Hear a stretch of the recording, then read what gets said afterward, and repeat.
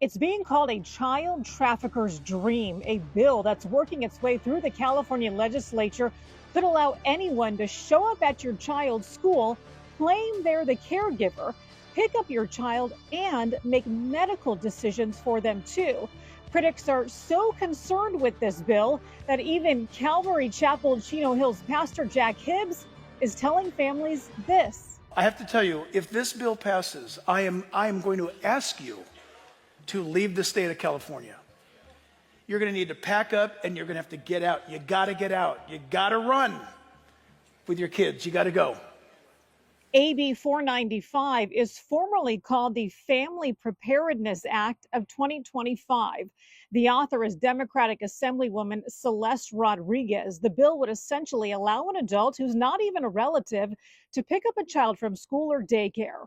All they have to know is the child's name and birthday. Then they fill out an 8-question affidavit and leave with the child. They only have to say that they tried to reach out to the parents, no proof required.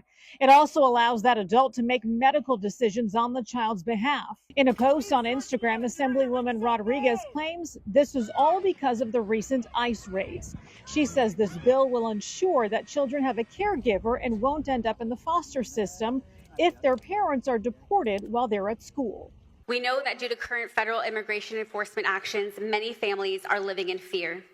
Parents are afraid that they may not be able to make it to pick up their children from school or childcare. Children worry that one day their family might simply be gone.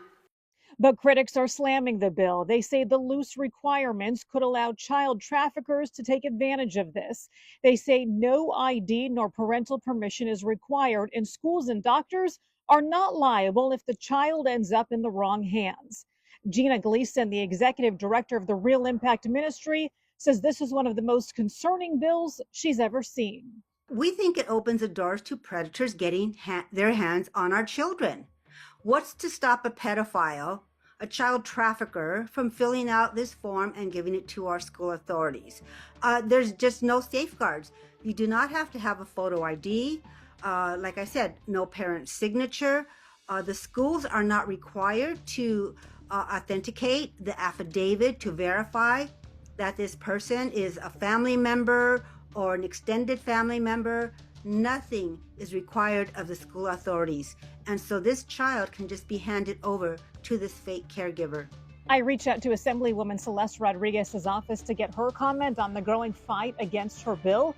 As of filing this report, still no response. Meanwhile, there is a massive protest set to take place outside the state capitol on Tuesday, August 19th. That's when the Senate Appropriations Committee is set to hear AB 495. In San Diego, reporting for the Real Life Network, I'm Heather Myers.